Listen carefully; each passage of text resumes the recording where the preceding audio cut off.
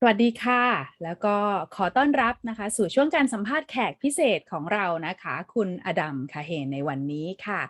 ดิฉันดรจารุวรีสนิทวงศ์ณอยุธยาเป็นนักวิชาการอิสระเป็นกระบวนกรแล้วก็เป็นที่ปรึกษาของมูลนิธิส่งเสริมการออกแบบอนาคตประเทศไทยซึ่งมูลนิธิแล้วก็ตัวดิฉันเองเนี่ยได้เคยทำงานร่วมกับคุณอดัมในประเด็นที่มีความยุ่งยากซับซ้อนในประเทศไทยนะคะแล้วก็ในอาเซียนมาแล้วซึ่งวันนี้ดิฉันจะขออนุญาตเป็นผู้ดำเนินรายการเพื่อสัมภาษณ์คุณอดัมในฐานะผู้เชี่ยวชาญด้านการจัดกระบวนการหรือ Facilitation หรือบางคนอาจจะได้ยินว่ามันก็เป็นการจัดเวิร์กช็อปแต่มันไม่ใช่เวิร์กช็อปปกติที่เราคุ้นเคยนะคะมันเป็นการจัดกระบวนการเราเรียกว่าเป็น process นะคะให้เกิดการเปลี่ยนแปลงร่วมกันในตัวทั้งตัวผู้เข้าร่วมแล้วก็ในสิ่งที่เราต้องการแก้ไขซึ่งเราจะใช้คำว่า Transformative Facilitation นะคะโดยการสัมภาษณ์ครั้งนี้จะขออนุญาตสัมภาษณ์เป็นภาษาอังกฤษแล้วดิฉันเนี่ยจะช่วยสรุปให้เป็นภาษาไทยตอนสุดท้ายนะคะก่อนอื่นก็ต้องขอเล่าประวัติคุณอดัมคาเฮนก่อนนิดนึงคุณอดัมคาเฮนเป็นผู้อำนวยการของ Rios Partners นะคะเป็นองค์กรวิสาหกิจเพื่อสังคมหรือ Social Enterprise ระดับสากลนะคะซึ่งมีเป็นหน่วยงานเนี่ยที่ช่วยให้คนทำงานไปข้างหน้าร่วมกันในปัญหาที่เห็นว่าเป็นสิ่งสำคัญแล้วก็ยังหาทางออกยังดูขมุกขมัวอยู่นะคะคุณอดัมเนี่ยเป็นผู้นำในด้านนักจัดกระบวนการออกแบบแล้วก็เป็นกระบวนกรให้กับสารพัดหน่วยงานแล้วนะคะคนที่เข้าร่วมเนี่ยก็มาจาก50กว่าประเทศทั่วโลกคือไปจัดหลายๆประเทศนะคะมีผู้ที่เข้าร่วมทั้งเป็นผู้บริหารนักการเมืองนายพลระดับสูงนะคะข้าราชการผู้แทนสหภาพแรงงานนักเคลื่อนไหวในชุมชน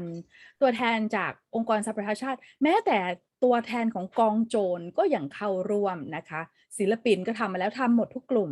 ซึ่งเดี๋ยวดิฉันเนี่ยจะให้คุณอดัมมาเล่าให้ฟังนะคะว่าทำไมคุณอดัมถึงมาเป็นกระบวนกรมืออาชีพแบบนี้ประสบการณ์คร่าวๆเป็นยังไงแล้วก็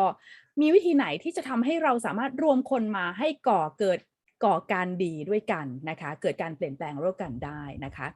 Adam, thank you very much for joining us here from where are you now? I am in Montreal, Canada.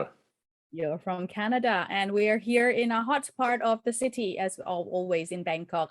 And we are here in this interview as part of the Good Society Summit event, co-organized by Kon Thai Foundation that you know very well, and also many other civil society organizations in Thailand that you may be familiar with. And Scenario Thailand Foundation is also part of that co-organizers as well. So we have some questions for you to ask you to share. First of all, just maybe some experience, anecdotes, and reflections from your experience all over the world to see what we can apply to the Thai context. So first of all, can you please share with us the starting point in how you became a professional facilitator? How did you get into that? Since your background is very serious science, it was physics, wasn't it? And how did a scientist become a world-renowned facilitator? Can you tell us that? Well, thank you, Dr. Fa. When the COVID restrictions hit, the first trip I was not able to take was to Bangkok. So it's nice to be able to hear your voice and to be able to participate in this conference, even in this remote way. So yes, I have a background in physics and economics, completely unprepared for the work I'm doing now, except maybe in a little way, I developed this habit of acting or experimenting and then trying to understand the principles or the theory behind the action. So that's the part that has remained with me. But the way I got into this is I had a job with Royal Dutch Shell, the oil company, in the planning department. And the role of planning staff in that company was not to make plans, but to facilitate executives to make plans. And during the time I had that job, I was sent to South Africa to facilitate a set of meetings that took place during the transition from apartheid authoritarianism to democracy. And I found myself facilitating a group which included people from across the society, opposition and establishment, black and white, left and right, business, politics, civil society, trade unions, academia. So that's how I got into this work that I've been doing now for exactly 30 years, which is helping groups of people collaborate to affect systemic change. So they were not your usual clientele from Shell. You got jumped into a rather hot pot of quite extreme issues, I believe, on with a South African. Well, they were not the usual clientele in that they were not part of the same organization. In fact, these are people who had been in severe conflict for decades, if not centuries. So this was challenging, but on the other hand, these were all remarkable people who had each in their own way worked for a long time to try to make their context, in this case, the South African context, better. And so on the one hand, there was more conflict, but on the other hand, I would say there was more sincere commitment to try to work together to make things better. And I found this so inspiring that I ended up resigning from Shell and moving from London to Cape Town and marrying the organizer of the project. So altogether a successful first project. Very successful, both professionally and personally, I believe. And I like the part about getting the strong people who are very committed, but also you would say sincere commitment on the changes. And do you think that's part of, well, I've learned that it probably wasn't the only discussions that they had that led to, you know, the abolishment of apartheid, but it was something that they continued with, right? Yes, well, I don't want to exaggerate the importance of that first project, this Montfleur scenario exercise. It was one of hundreds of activities that were taking place during that period that cumulatively led to this systemic change. The Montfleur exercise, I think, made a modest contribution, especially in the area of economic policy. But the reason I tell this story so often is this is where I first got a glimpse of this different way of working. The potential of collaboration across diverse actors, including people who don't agree with or like or trust each other, the possibility of such collaboration to be able to affect systemic change. And I think more, the way I would say it now is collaboration as an alternative to forcing or imposition or authoritarianism. So I see the conducting thread of my work of the last 30 years is to try to develop and promote and publicize the collaborate we can option in lieu of the, or as an alternative to the imposing we can option. And right on that point, I think in many countries, including Thailand, we come from the background where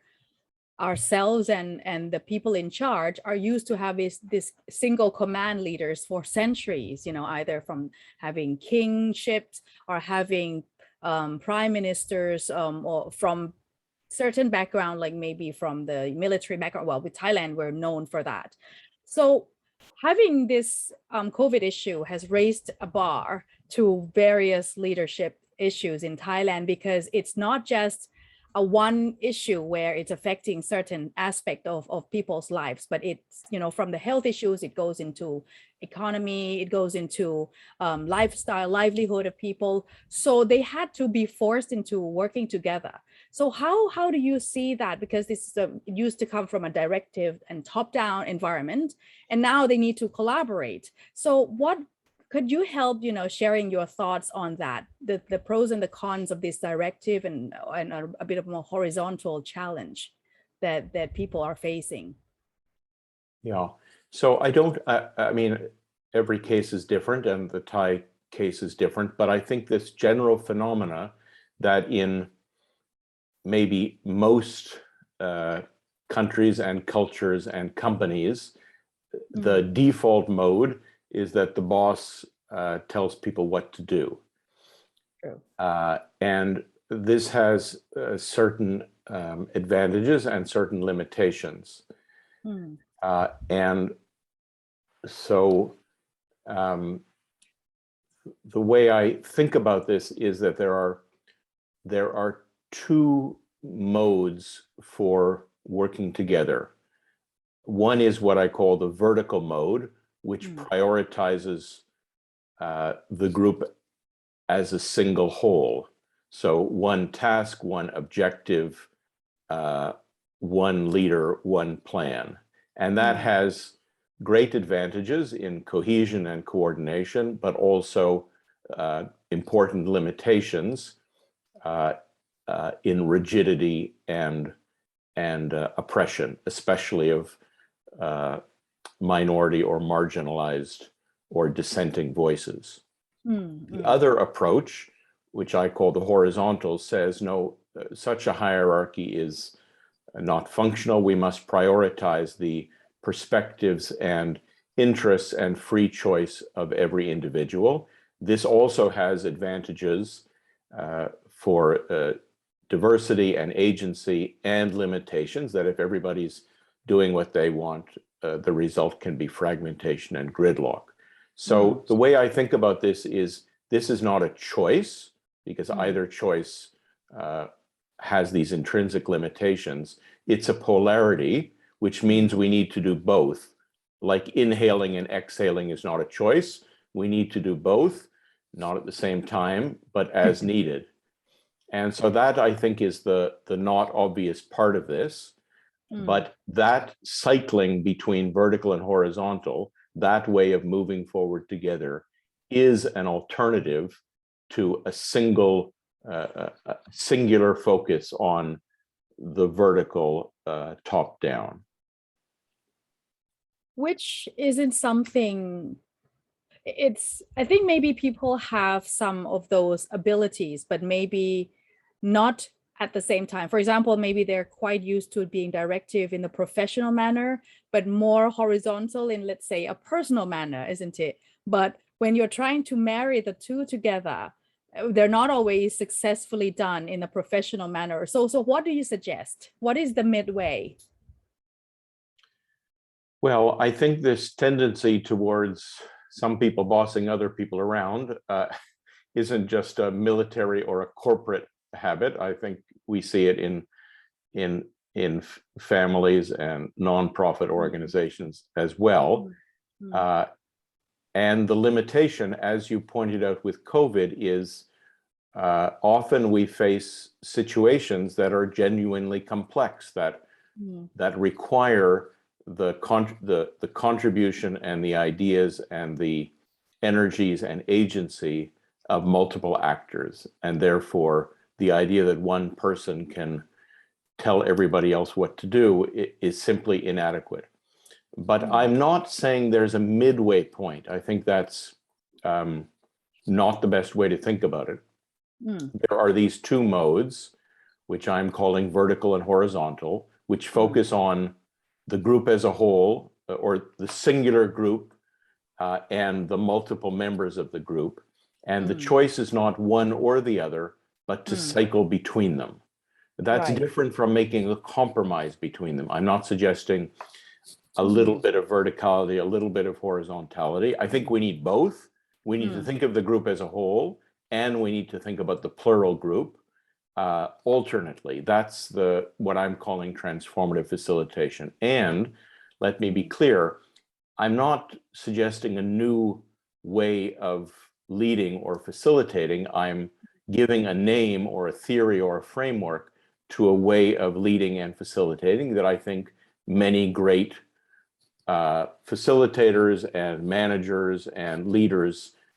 already do. But I'm offering a simple way of understanding this phenomena or this approach, which is employing both the vertical and the horizontal, not at the same time, but as needed. Right. It sounds very good. Can you share us some examples that as facilitators, we could employ certain of the skill sets or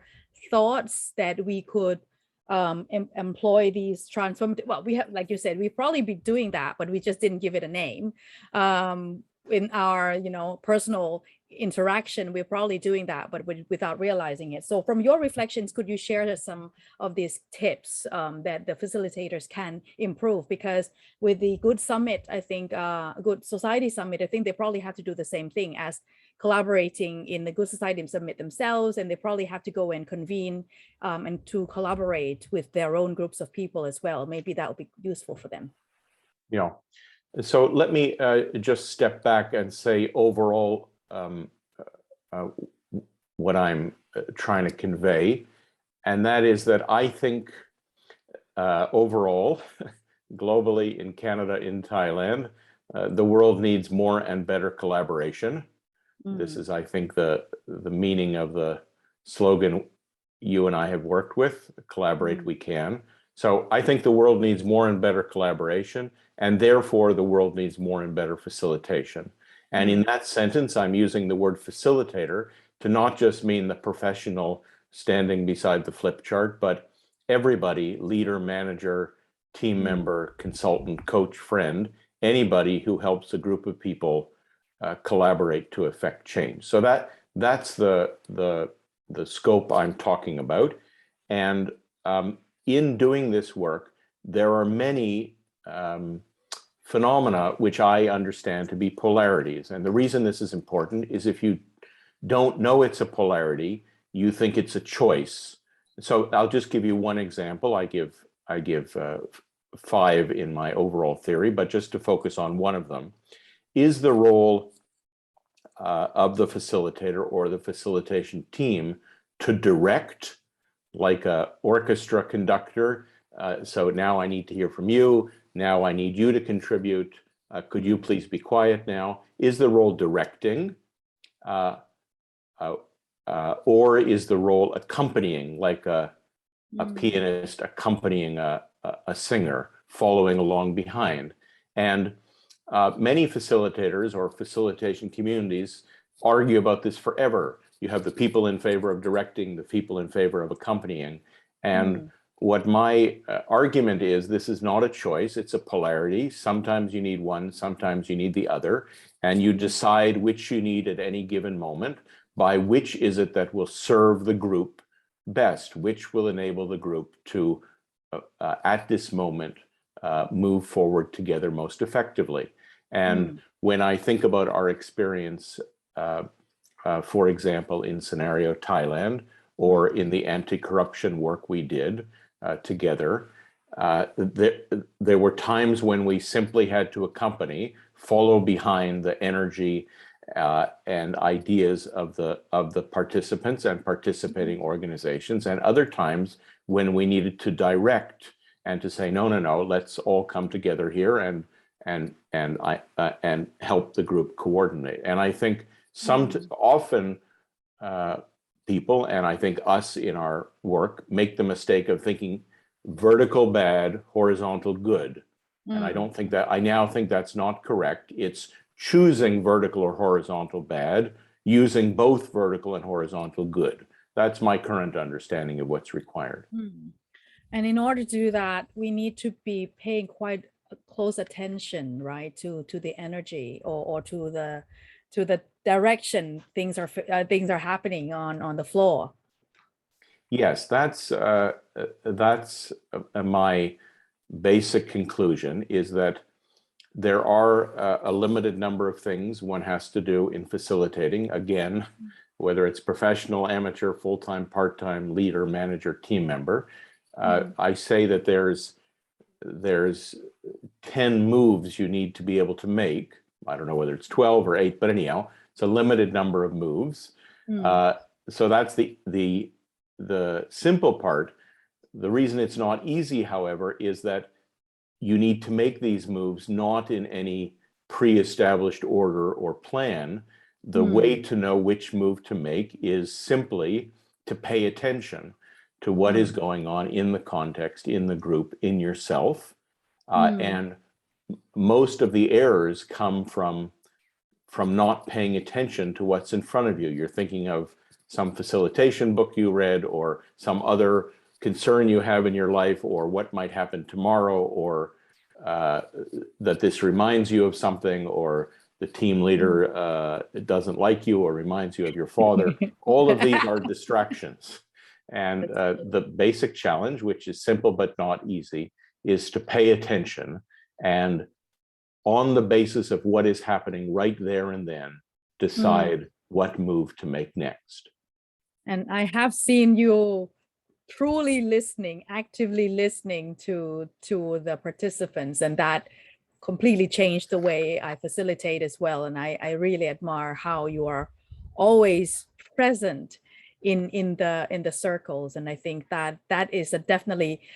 a skill to be made for me, because I like talking, and sometimes I just talk without truly listening. And I think a lot of people probably face the same challenge as I do. Okay,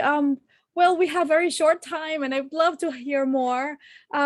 So I think I'm probably gonna need to ask you for a short, maybe anecdote or a short story that you could tell us in 1 minute of any, or 2 minutes, of anything that you have seen that you could share from some experience. You don't need to name names or countries, but something that you could share to tell us, you know, something that you have done in certain, for example, directing or accompanying in these examples, if you could think of any. Well, thank you, and thank you for the compliment. You've seen me on my good days. I have had lots of bad days, and I think everything I've learned has been by trial and error. So I also want to emphasize that this is not something that can be planned or made perfect, but is something we learn as we go along through trial and error. I can't think of a specific example immediately, but I would like to say that that this work of now more than 10 years that I've been able to do with you and your colleagues in Thailand has been inspiring. This is not none of this work is straightforward. It's not it's not a straight line. It's not easy or guaranteed, but I think I have seen in Thailand as well as elsewhere the what is possible when a group of people who share a concern for a particular problematic situation are willing to work together with all of their different interests, their different perspectives, to try to collaborate to affect change. And maybe that's the most important learning or lesson to leave you with, is that this is possible. It can be done. It's not easy, it's not straightforward, it's not guaranteed, but I think it's the only way we are going to be able to address the complex challenges that we face in Canada, in Thailand, globally. It can be done, and it must be done. Very true. And sometimes some results still need myself to convince, you know what, this can be done. And maybe we're just given a bit of short of time. Maybe it's not the right time for this change to happen. But thank you so much, Kun Adam, for taking your time to talk with us. And your experience and reflections. I think many things you said are being summarized in the many books that you have written. And the last one you have is on facilitating breakthrough, which just came out in English, and it's being translated into Thai, come in ebook, but you have the actual books coming out. So I'll just take about that's my alarm. I'll just take 2 minutes to summarize what you said in Thank you, Thai. Dr. Fa. Thank you ค่ะ so จุดเริ่มต้นนะคะก็ทางคุณอดัมได้พูดถึงก็คือว่าคุณอดัมเนี่ยเริ่มตั้งแต่ไปเป็นกระบวนการอยู่ที่บริษัทเชลนะคะเริ่มทำงานตรงนี้แล้วก็ได้ถูกเชิญไปในการประชุมที่มองเฟลอร์นะคะในเรื่องของเกี่ยวกับการแบ่งแยกสีผิวที่แอฟริกาใต้หลังจากนั้นก็เลยบอกมีความรู้สึกว่ามันทำได้จริงๆนะในการที่จะเชิญคนที่ไม่เห็นด้วยกันมาจากต่างกลุ่มกันมาพูดคุยร่วมกันเนี่ยมันเป็นจุดเริ่มต้นที่ถึงแม้ว่าการจัดกระบวนการครั้งนั้นเนี่ยอาจจะไม่ใช่จุดจบของการแก้ไขปัญหาการแบ่งแยกสีผิวแต่มันก็ทำให้เป็นจุดเริ่มต้นในการเรียนรู้ของคุณอดัมมากเลยว่ามันเป็นสิ่งที่ทำได้นะคะ แล้วก็คุณอดัมพูดถึงว่าคนที่เข้าร่วมนี่จะต้องมีความตั้งใจในการที่จะเปลี่ยนแปลงสถานการณ์ให้ดีขึ้นจริงๆโดยเป็นการเปลี่ยนแปลงในเชิงระบบนะคะแล้วก็ลักษณะการที่เราคุ้นเคยกันในการทำงานเนี่ยหรือการเป็นผู้นำก็คือเป็นลักษณะเหมือนเป็นการ directive ก็คือมีการชี้นำลงมานะคะนายบอกว่าถ้าเป็นแบบทำแบบนี้แบบนั้นนะคะซึ่งก็มันเป็นสิ่งดีข้อดีก็มีข้อเสียก็มีนะคะในนั้นก็เรียกว่าเป็น vertical mode นะคะคือลงมาจากข้างบนลงล่างนะคะเป็นแบบเดียวซึ่งมันก็ดีถ้าเราจะมีงานเดียวที่จะต้องทำนะคะแต่กรณีที่เราจะต้องมีหัวข้อหรือคนเข้ามาเกี่ยวข้องมากมายแล้วไม่สามารถที่จะมีใครเป็นหัวหน้าใหญ่ได้เนี่ยมันก็จะเกิดความที่เราไม่สามารถที่จะใช้วิธี directive หรือว่าเป็น